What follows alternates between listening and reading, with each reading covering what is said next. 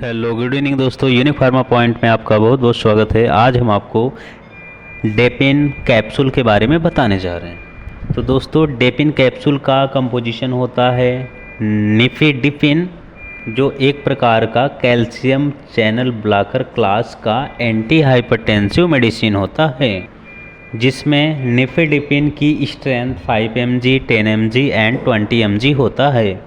अब बात करते हैं दोस्तों इसका यूज़। तो निफेडिपिन जो कैप्सूल होता है, इसका यूज़ हम कहाँ करते हैं। तो ये जो डेपिन कैप्सूल होता है, मान लीजिए हम 10 mg कैप्सूल यूज़ कर रहे हैं, तो इसका यूज़ हम जो है हाइपरटेंशन के ट्रीटमेंट में करते हैं। हाइपरटेंशन क्या होता है?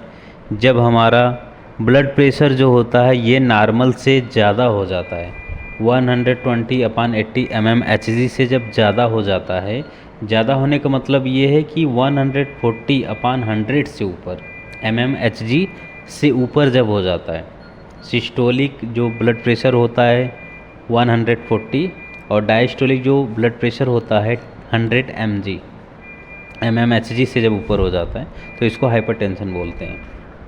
तो जब 140/100 mmHg से ज़्यादा प्रेशर हो जाता है, तो इसे हाइपरटेंशन बोलते हैं। तो हाइपरटेंशन के ट्रीटमेंट में हम डेपिन कैप्सूल का यूज करते हैं।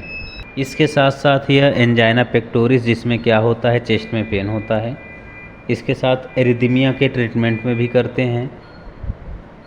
हार्ट अटैक प्रिवेंशन में इसका यूज करते हैं, स्ट्रोक के प्रिवेंशन में इसका यूज करते हैं। तो इसका यूज है, तो इसका मेनली जो यूज है ब्लड प्रेशर को नॉर्मल करने में इसका यूज हम करते हैं।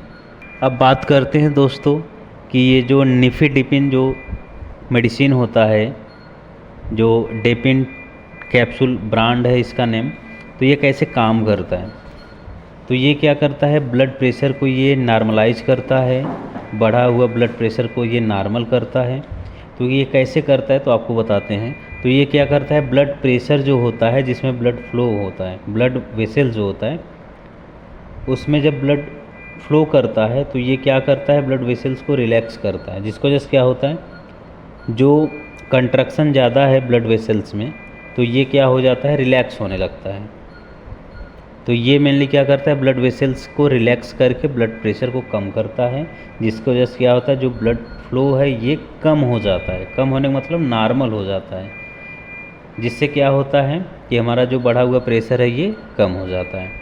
इसके साथ साथ ये हार्ट मसल्स को रिलैक्स भी करता है, जिसकी वजह से हार्ट पर जो लोड है ये कम हो जाता है, जिसकी वजह से क्या होता है, हार्ट अटैक नहीं आता, स्ट्रोक नहीं होता। तो इससे भी ये प्रोटेक्ट करता है। तो दोस्तों, इतना समझ में आया डेपिन कैप्सूल, जिसमें जो मेन ड्रग होता है निफेडिपिन होता है, जिसकी जो पोटेंसी होती है 5 mg, 10 mg और 20 mg होता है। अब दोस्तों बात करते हैं इसका डोज। तो जो डेपिन कैप्सूल होता है ये अलग अलग स्ट्रेंथ में आता है। तो इसका डोज जो होता है, अगर जो है कोई पर्सन है जिसका ब्लड प्रेशर ज़्यादा है, हाइपरटेंशन का है, तो उसको हम जो है मैक्सिमम दिन में 2 बार देंगे, सुबह शाम, भोजन से पहले या भोजन के बाद। चाहे 5 mg का हो, चाहे 10 mg का हो, चाहे 20 mg का हो, उसको हम जो है दिन में 1 बार या मैक्सिमम 2 बार हम भोजन से पहले या भोजन के बाद देंगे। अगर 20 mg का कैप्सूल है तो इसको हम मेनली 1 बार देंगे, या फिर 5 या 10 mg का कैप्सूल है तो उसको हम दिन में 2 बार मैक्सिमम दे सकते हैं। अगर 5 mg का आप डेपिन कैप्सूल यूज़ कर रहे हैं तो इसको हम दिन में मैक्सिमम 3 बार भी दे सकते हैं। तो 5 mg का अगर कैप्सूल रहता है डेपिन तो हम उसको मैक्सिमम 3 बार, 10 mg का कैप्सूल होता है तो उसको मैक्सिमम 2 बार, और 20 mg का कैप्सूल होता है तो उसको हम मैक्सिमम 1 बार ले सकते हैं, भोजन से पहले या भोजन के बाद। अब बात करते हैं दोस्तों इसको कब नहीं लेना है। तो कोई भी मदर जो प्रेग्नेंट हो उसको इस कैप्सूल को यूज नहीं करना है। कोई भी पर्सन जो ड्राइविंग कर रहा हो इसको यूज नहीं करना है, क्योंकि ये जो है डिजीनेस कॉज करता है, वीकनेस कॉज करता है। तो इस टैबलेट को नहीं लेना है उस टाइम प्रेगनेंसी में और ड्राइविंग कंडीशन में। अब बात करते हैं दोस्तों इसका साइड इफ़ेक्ट। तो इसका मेनली जो साइड इफ़ेक्ट होता है, डिजीनेस होता है, हेडेक होता है, फ्लशिंग होता है, फटीग होता है और पेरिफेरल एडिमा होता है। तो एडिमा ये सब हो गया साइड इफ़ेक्ट इसका। अगर टैबलेट आप कैप्सूल अगर आप यूज कर रहे हैं ये डेपिन, तो अगर ये सब सिम्टम आता है कोई भी, तो दवा को आप बंद कर देंगे लेना। इसका जो मेनली यूज़ है हम 7 से 14 दिन तक मैक्सिमम यूज़ करते हैं, आगे भी यूज कर सकते हैं, लेकिन बिना डॉक्टर के सलाह से आप आगे 14 दिन से ज़्यादा बिना डॉक्टर के सलाह से आप यूज नहीं करेंगे। तो आशा करते हैं दोस्तों इतना समझ में आया होगा। Thank you.